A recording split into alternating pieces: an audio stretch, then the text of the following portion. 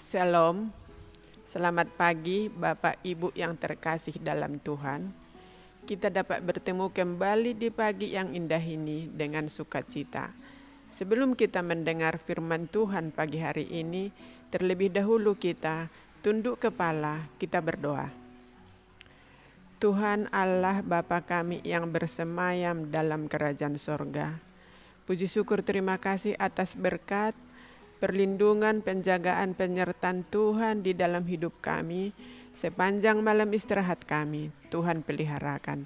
Kembali Tuhan bangunkan pagi ini dengan tubuh sehat. Tuhan, kami mau mendengar sebagian daripada firman-Mu. Biarlah firman yang kami dengar, hati pikiran kami diperbaharui. Inilah harapan kami pagi yang indah ini. Semuanya kami serahkan ke tangan pengasihan-Mu, kehendak-Mu yang jadi. Dalam satu nama kami berserah, Yesus Kristus Tuhan Juru Selamat, kami berdoa dan bersyukur. Amin. Bapak Ibu yang terkasih, kita masuk dalam minggu ataupun hari persiapan pada pagi hari ini.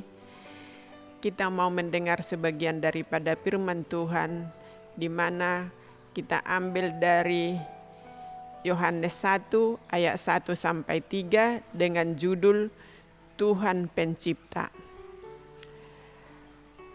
Pada mulanya adalah firman. Firman itu bersama-sama dengan Allah, dan firman itu adalah Allah. Ia pada mulanya bersama-sama dengan Allah. Segala sesuatu dijadikan oleh Dia, dan tanpa Dia tidak ada satu pun yang telah jadi dari segala yang telah dijadikan. Kita udah baca tadi Yohanes 1 ayat 1 sampai 3. Bagaimanakah Tuhan pencipta kita itu? Bagaimanakah suatu pribadi yang tak terbatas seperti itu bisa tertarik kepada kita?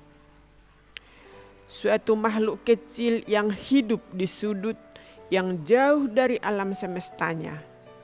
Setelah penciptaan bumi, apakah ia beralih kepada hal-hal yang lebih besar dan lebih baik dari apa yang telah diciptakannya? Ada beberapa hal yang perlu kita ingat sehubungan dengan Tuhan pencipta kita. Tuhan itu sangat peduli. Kisah pencipta Allah dimulai dengan Tuhan yang bergerak kepada manusia. Ini menyaratkan bahwa dalam menciptakan langit dan bumi, Tuhan sedang mempersiapkan lingkungan yang sempurna untuk umat manusia. Segala sesuatu dijadikannya untuk kebahagiaan manusia. Tempat yang indah tanpa penyakit dan penderitaan, serta suatu tempat tanpa pertengkaran, tanpa penderitaan, tanpa kematian, semuanya penuh dengan suasana damai.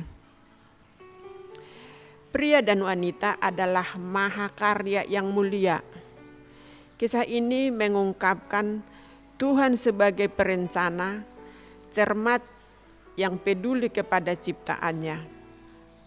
Ia menciptakan Taman Eden sebagai rumah khusus untuk Adam dan Hawa, serta memberikan kepada mereka tanggung jawab untuk mengelolanya.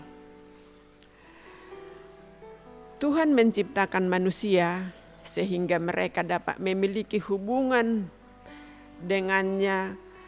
Tuhan adalah sumber kehidupan, sumber sukacita, sumber kebahagiaan, sumber kesehatan, sumber damai sejahtera. Jadi, selama berhubungan dengan Tuhan, semua manusia bisa memiliki kehidupan, kesehatan, sukacita, kebahagiaan, dan damai sejahtera. Ini bukan suatu hubungan yang dipaksakan ataupun suatu hubungan yang tidak wajar. Ia menciptakan mereka dengan memiliki suatu kebebasan untuk memilih dan kemampuan untuk mengasihi dan melayani dengan sukacita. Siapakah Tuhan pencipta itu? Ketika pribadi kealahan terlibat dalam penciptaan yang terdapat dalam Kejadian 1 ayat 26. Namun agen yang aktif adalah anak Allah, Kristus yang sudah ada sebelumnya. Dalam prolog kisah penciptaannya, Musa menulis, "Pada mulanya Allah menciptakan langit dan bumi," yang terdapat dalam Kejadian 1 ayat 1. Mengingatkan kata-kata itu, Yohanes khusus menjelaskan peranan Kristus dalam penciptaan, di mana dikatakan, "Pada mulanya adalah Firman." Firman itu bersama-sama dengan Allah, dan Firman itu adalah Allah. Ia pada mulanya bersama-sama dengan Allah.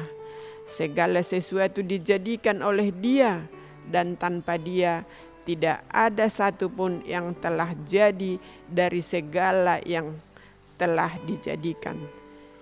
Yang terdapat dalam Yohanes 1 ayat 1-3. Selanjutnya, Yohanes mengatakan dengan sangat jelas tentang siapakah yang sedang ia tuliskan, yaitu Firman itu adalah Yesus. Yohanes 1 ayat 14 mengatakan, "Firman itu telah menjadi manusia dan diam di antara kita, dan kita telah melihat kemuliaannya." Yesus adalah Sang Pencipta, seorang yang berfirman sehingga bumi ini ada.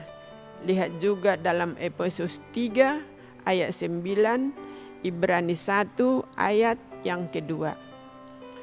Kita patut bersyukur sebab Yesus adalah pencipta kita. Ia juga juru selamat kita. Ia dapat menciptakan hati yang baru, yang penuh dengan perasaan, damai dalam kehidupan kita yang menghadapi berbagai macam krisis. Semoga kita senantiasa mengizinkannya untuk memimpin kehidupan kita hari lepas hari di dalam kehidupan ini. Kiranya Tuhan memberkati kita sepanjang hari ini, hari persiapan ini. Dalam nama Yesus kita berdoa. Amin.